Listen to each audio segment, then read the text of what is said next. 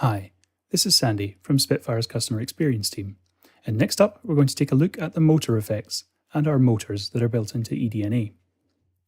If we click on Motor Effects, we have the option to choose whether these are affecting layer A, layer B, or both layers. We have two different effects built in here, a ladder notch filter and a distortion module. Let's enable the filter. You'll notice that we have, again, just like the other effects, controls here, but instead of a favourite button, for some of these controls, we have a motor button. Clicking on this will allow us to attach it to one of the two motors. Motors, much like wobbles, are essentially low-frequency oscillators. We have intensity and frequency, just like any LFO, but we also have controls for the different waveforms that we might have.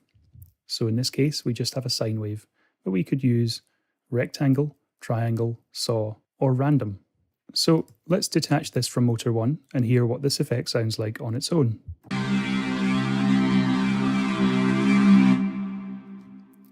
Now we'll attach it to the motor and hear how it sounds when it's being oscillated by a sine wave.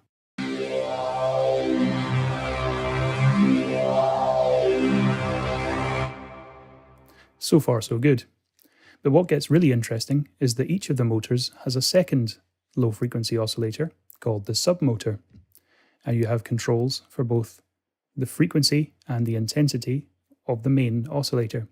So if I was to increase the frequency here, then this low-frequency oscillator is affecting the frequency of this one. Let's hear what that sounds like.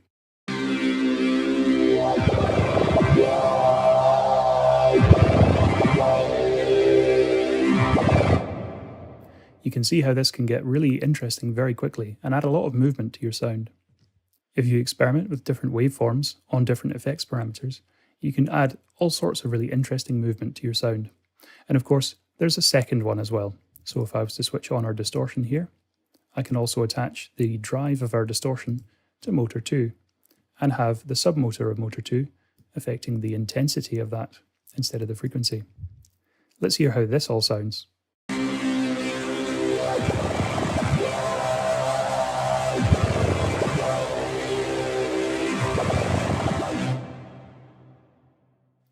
It can get pretty crazy pretty quickly.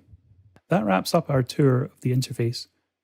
Up next, we're going to look at the sample browser.